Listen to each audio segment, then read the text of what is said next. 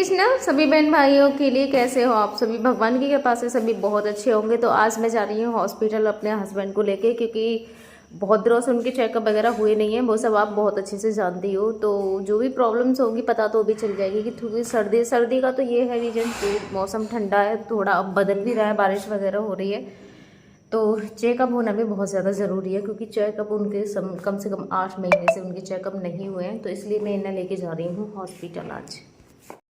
तो यहाँ पे अब मैं इनके कपड़े बदल लूँगी जल्दी जल्दी से। तो सबसे पहले तो मैंने इनके बैंड को खोला, और ये वाला जो इनका क्या बोलते हैं इसके लिए जैकेट, इसको निकालना ना थोड़ा सा मुश्किल हो जाता है, क्योंकि ये इनकी बिल्कुल फिटिंग में, और फिटिंग के कपड़े इनके लिए पहनाना और उतारना दोनों ही मेरे लिए थोड़ा सा मुश्किल होता है। तो इसीलिए मैं इनके लिए थोड़े थोड़े से ढीले ढीले कपड़े पहनाती हूँ, जिससे कि पहनाने में भी आसानी होती है। आप भी खुद समझ सकते हो, इनके फिटिंग के कपड़े पहनाने में ना थोड़ी सी मुझे दिक्कत होती है, बाकी की मैं कर लेती हूँ। तो और दूसरा ये भी मुझे करने नहीं देते। अब देखो इन्हें भी गुस्सा आ रहा है कि मेरे कपड़े उतार रही है। ठंड भी बहुत ज़्यादा है बारिश की वजह से, आपको भी पता है 2 दिन से बारिश हो रही है।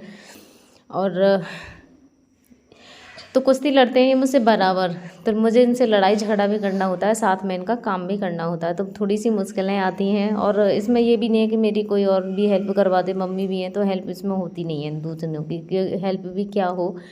तो मैं इनके लिए कपड़े उतार दूँगी जल्दी से। वैसे तो इनके कहीं से गंदे नहीं होते, बस सामने से थोड़ा सा जैसे कफ आता है ना, तो वहाँ से थोड़ी सी मुश्किल होती है। तो मैंने शर्ट उतार दिया, दूसरी तरफ से पहनाने भी स्टार्ट कर दिया, एक साथ ही मैं नंगे नहीं कर रही हूँ, जिससे कि सर्दी ना लगेगी। तो साथ के साथ ही मैं इन्हें कपड़े पहना दूँगी। वैसे तो मैंने हीटर चला रखा है, लेकिन फिर भी ठंडी लगी जाती है इनके लिए, तो बहुत ही जल्दी ठंड लगती है। इधर मम्मी ने भी मेरी थोड़ी सी हेल्प की इनके कपड़े पहनाने में, और इनको भी देख सकते हो पूरी तरीके से गुस्सा करते।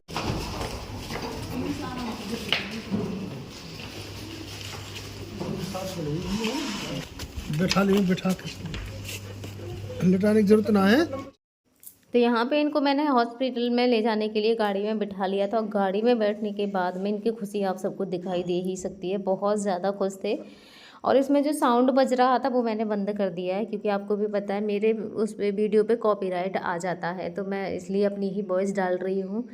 तो इतने ज़्यादा खुश थे, इन्हें ऐसे लग रहा था कि मैं पता नहीं कहाँ पे जा रही हूँ। जैसे पिछली बार भी जब ट्रिकोसमी हम बदलवाने ले गए थे, उस टाइम पे भी ये गाड़ी में बैठ के बहुत ज़्यादा खुश थे। इसका मतलब यही है कि इन्हें घूमना फिरना थोड़ा अच्छा लगता है, क्योंकि ये घर में ही ऐसे पड़े रहते हैं ना हर समय, तो इन्हें ऐसे लगता है कि मैं बैठ के पता नहीं कहाँ जा रहा हूँ। और एक और चीज़ की पहले इन्हें एम्बुलेंस में ही लेके जाते थे। वैसे तो जेवर हमारे यहाँ से ज़्यादा दूर नहीं है, पास में ही, इसलिए हम ऐसी गाड़ियों में ले जाते हैं, और मुझे भी अब ज़्यादा मुश्किल नहीं होती है, क्योंकि ये अब गाड़ी में बैठ के परेशान नहीं करते हैं। पहले नहीं बैठ पाते थे, अब मैं इन्हें आसानी से पकड़ के ले जाती हूँ, आराम से बैठ के जाते हैं, और इन्हें भी बहुत अच्छा लगता है।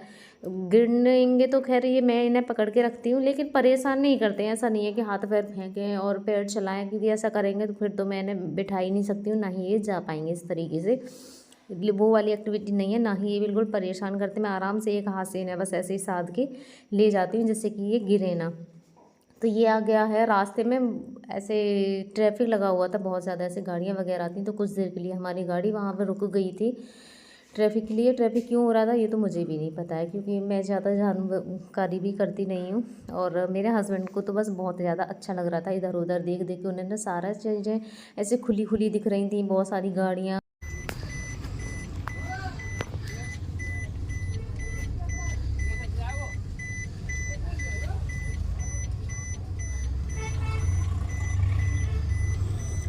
पेशेंट जब तो ये कह रहे बैठ के चलो जाओ टीचर कोई ना कोई राजनीति दिखा रहे कोई अब बैठ के चला उठा के धरने आप एडजस्ट करो कुछ ना हो कुछ भी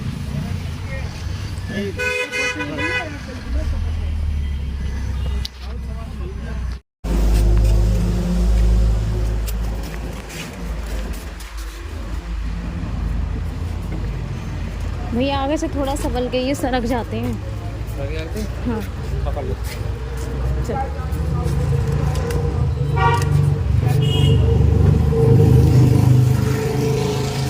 और स्टाफ नहीं है इस हॉस्पिटल में, खींचना थोड़ा सा पीछे को भैया कुर्सी वैसे इस वैसे।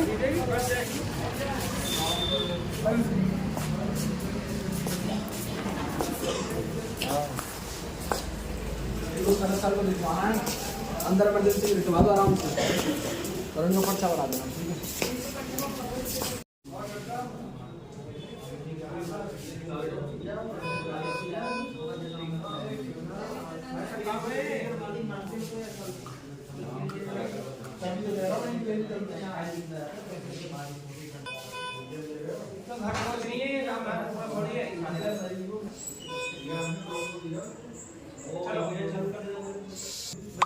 हंसी आ रही है, हंसी। हीरो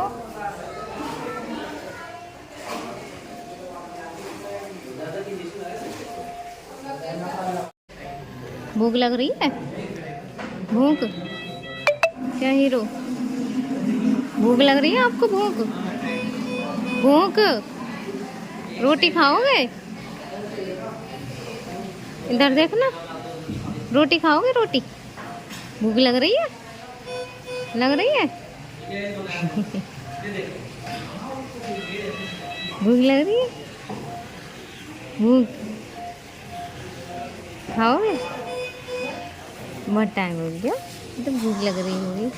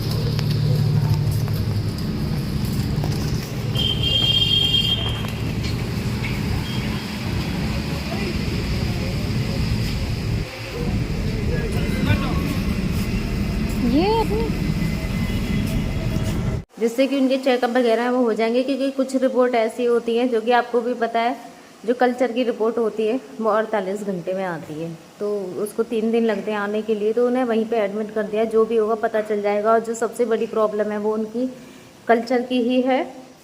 और मैं आ गई हूँ घर, हर बार की तरह ऐसे ही होता है, मैं घर आ जाती हूँ क्योंकि बच्चे भी है, मुझे बच्चे देखने पड़ते हैं, मेरा बेटा वगैरह रात को रहता नहीं है ना।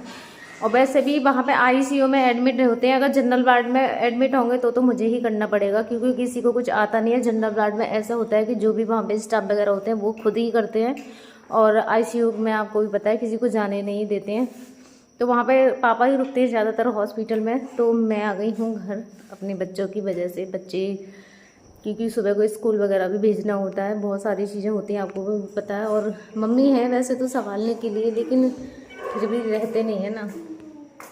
और मैं वहाँ रुक के करती भी क्या, पापा हैं वहाँ पे देखने के लिए, अगर कुछ प्रॉब्लम होगी तो मैं देख लूँगी।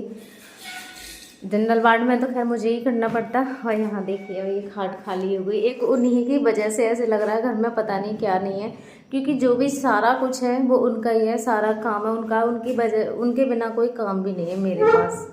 और घर के काम तो वैसे भी अब मम्मी कर लेती हैं, मम्मी है इस टाइम पे तो, और जो भी काम रहता है उनका तो कोई आए या ना आए मुझे ही करना पड़ता है, उनके बिना ऐसे लग रहा है कुछ भी नहीं है। ये देखिए खाट भी एकदम से खाली पड़ी है उनकी, और जबकि सिर्फ पड़े ही तो रहते हैं, लेकिन एक पड़े रहने से भी घर में कितना ज़्यादा ऐसे लगता है कि पता नहीं क्या कुछ है, और एक उन्हीं के बिना ऐसे लग रहा है कि कुछ भी नहीं है। ये होता है, हर चीज़ की एक कमी रहती है। मेरी बेटी को पापा की याद आ रही है, ये कह रही है मैं अपने पापा की याद आ रही है। कितनी याद आ रही है?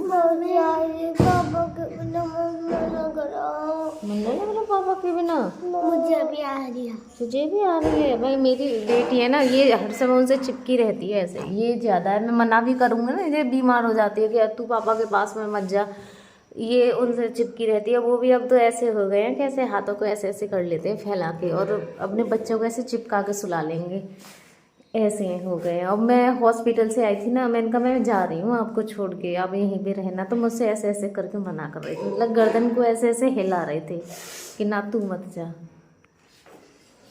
तो ये बस दर्द होता है, वो भी रहना नहीं चाहते। वहाँ से फ़ोन आई थी हाथों के लिए, क्योंकि एक बैंड वहाँ पे उनके जो टेस्ट वगैरह हुए थे ना, वहाँ पे ब्लड सैंपल गए थे, तो उनके हाथ एक खोल दिया था और मैंने ऐसे सीधे करने को बोला तो सीधा कर लिया उन्होंने मेरे कहने से। फिर बाद में फ़ोन आया क्योंकि वो वहाँ पे कुछ करने नहीं, और ये होता है वहाँ पे मुझे थोड़ा सा डर लगता है।